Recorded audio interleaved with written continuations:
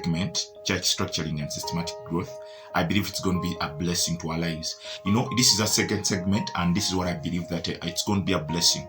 I felt a conviction on my heart to do something like this, especially to add value on this channel, and also to reach a certain audience which has got a certain interest in such a segment. And I believe at the end of it all, it's going to bless our lives. Our last segment, we talked about 3 things which we shall be covering within this segment. And the first thing will be church planning. The second thing will be church financing.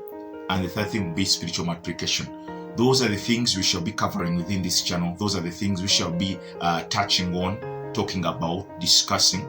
When I make such videos, sometimes, especially in such segments, these are my random thoughts, things I think which can work for you, things I feel deep in my conviction that they can work for a church, especially for people who are interested in ministry. And this segment may take around 10 minutes, but it may not exhaust fully something we want to touch. But I believe that as time goes on, we shall start organizing trainings, workshops, coaching sessions, to see that at least we see that the effectiveness of our work reaches the audience we want, or the potential person who needs this particular service. So today, there is something we're going to cover. I'm going to read my Bible. I've got my Bible with me here today. There is a scripture. It's going to be our theme scripture, especially in this segment, because it changed the way I was viewing ministry. It changed the way I was seeing the church. It changed the way I was viewing my worship in God. The scripture, it is in Ephesians chapter 4, verse 11. I'm reading from NIV. This is what it says. Verse 11. It says, "So Christ himself gave the apostles, the prophets, the evangelists, the pastors, the teachers." 12. This is my favorite scripture. To equip his people for works of service, so that the body of Christ may be built. 12. I'm repeating 12. It says, to equip his people, 1. 2. For the works of service, 2. So that the body of Christ may be built. The Bible says that, and Christ himself gave some to be apostles, others to be pastors, others to be evangelists, others to be prophets, others teachers, whereas pastors. So that 1, to equip his people, or the saints. 2, for the works of service, 3, for the edification, to see that the body of Christ is being built up. I like also what other versions say, for the work of ministry, for the equipping of the saints, and for the building of the body of Christ. So, in this segment, I thought about something. I said, maybe, should I start on what should I do to define a church? But I believe, to a person viewing this video, you have seen a lot of videos, or you have listened to a lot of people talking about the church. Because remember, in my first segment, this is what I told you, that the church may mean you as an individual. Personally, you are a church because you are the temple of the Holy Spirit. 2, the church may mean an organization, a building whereby people come every Sunday and pray.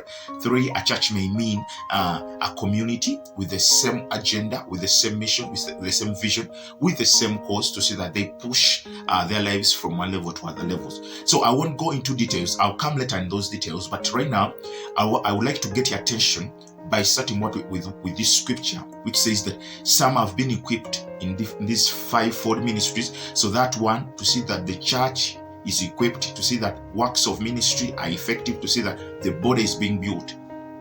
That means there is a misconception I always had about ministry before I got engaged into ministry. I thought always ministry was this, that God calls you, you come, then he will use you, because those are the statements we know. He uses you, and sometimes these efforts incurred are not seen.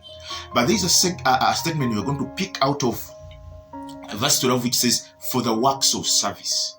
Works of service. 2 things. There is a work and there is a service. We all know that this service is this ministry, but there is works of service.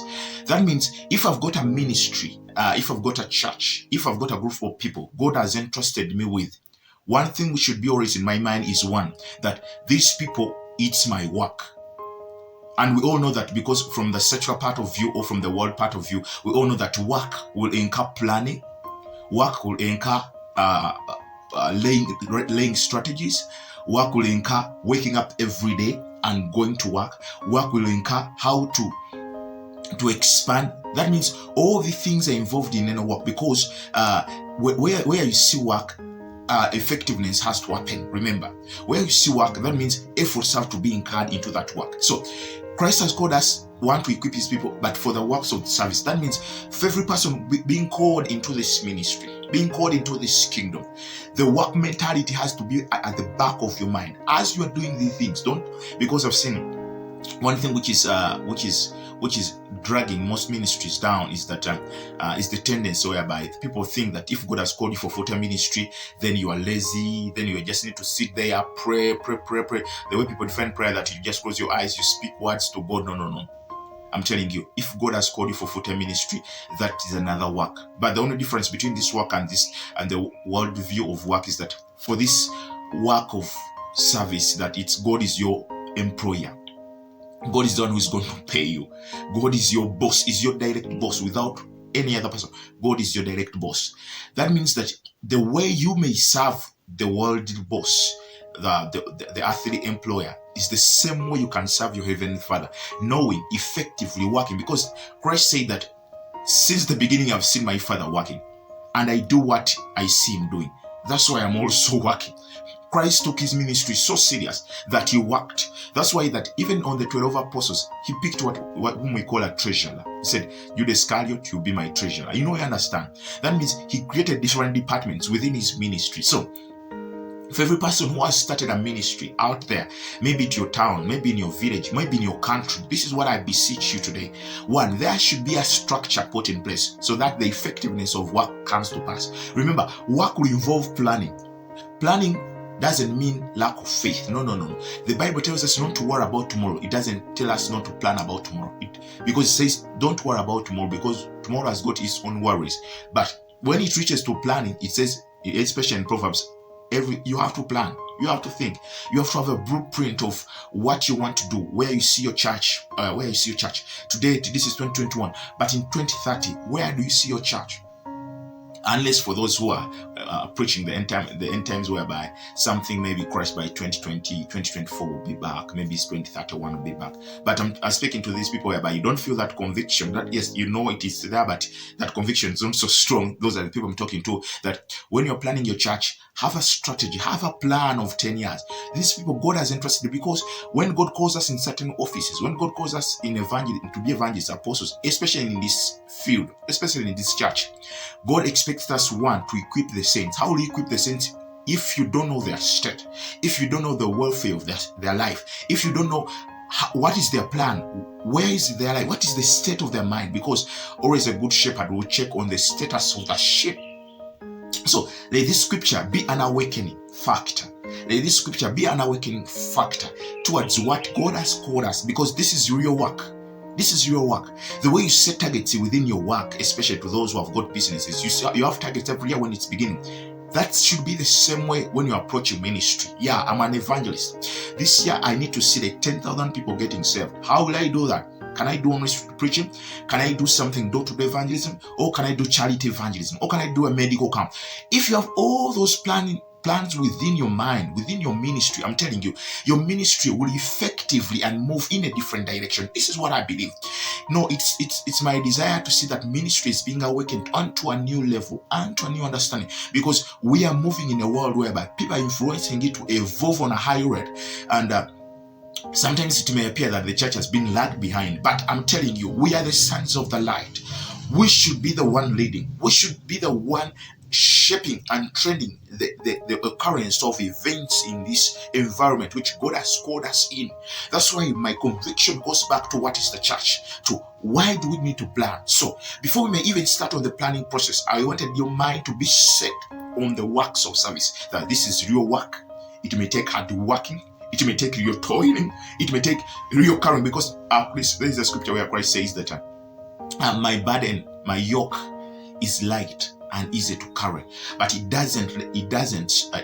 don't stop to say that it's not a yoke, it's a yoke.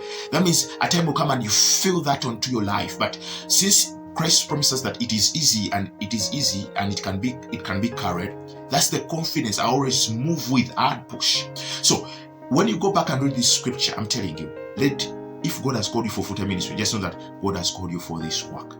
The only difference that The payment of this work is eternity. The payment of this work is eternal, and this boss is so faithful. That's the only difference from the earthly bosses, which we have got, but it's real work. So I beseech you, my brothers and sisters who are watching this video, go back right now. Do something about your ministry. Plan for it. Just embrace that this is work. Every day, think to see how you push it from where it is to another level. Visualize about it. We shall talk about visualizing our ministries exactly to understand the trends and the lines God has called us in. Because I understood God has ever called me. When God called me for full-time ministry, I made a lot of mistakes. Why? Because I hadn't sat down to realize and visualize in which line God had called me in. I wanted to do something which I've ever seen. I wanted to do something which was around me. I wanted to do a copy and paste in my ministry. Then I remembered that there is a time where I prayed to God and told God that if you're calling me, God, just give me a unique ministry. So as time has passed on now, there are 2 years in full-time ministry. That's when God is shaping me to show me the better trend, to show me what He has called me for. And I believe I cannot stay the same. God is going to do something great and something new in my life. So may God richly bless you. But before I leave this channel, I would like to pray for you. Oh, King of Glory, my God, bless this minister, Lord. Bless this person, O King of Glory. May uplift and amplify the conviction within his heart, O King of Glory. For this person you have chosen to see that they come and edify the saints, O Lord. They come and for the works of service, and they come to see that the body of Christ being built, King of Glory. Give us the wisdom and anointing, Lord. King of Glory, help us focus on the things we need, O Lord, from what we think that we want, O King of Glory. In the name of Jesus Christ, we believe and pray. Amen. So this segment will always help you, one, to understand the things you need. At a time when I was starting ministry, I thought that I needed 50 million shillings. And I prayed, I fasted, I believed God. I got frustrated until when I understood that I never needed money. What I needed was wisdom and anointing. Those are the two things I'm praying for. And remember, I'm already anointed, but I just need to amplify the anointing upon me so that it may overflow. The wisdom God has said to you that if you fear God, trust God. If you don't have wisdom, ask God, who will give me the wisdom. So that means at the end of it all, I discovered that I've got whatever I need. I just need to focus on it more. I just need to know exactly and the specifics of what I need. So may God richly bless you. Tell a friend about this. There is something exciting I'm going to do this week. I'm adding on my channel my random thoughts about money. My random thoughts about personal financing. Those are the thoughts I'll bring. We shall be talking about personal financing because I know we have got a lot of misconceptions, and I've seen some people fear in ministry because they think maybe when you're in ministry, you'll be poor, you'll be lacking. I don't believe in such statements and such beliefs. I know God is a God of abundance and an overflowing God, a multi-dimensional God, a God who is greater than the things you can ever see or believe. So may God richly bless you. In the name of Jesus Christ, I believe and pray. Amen.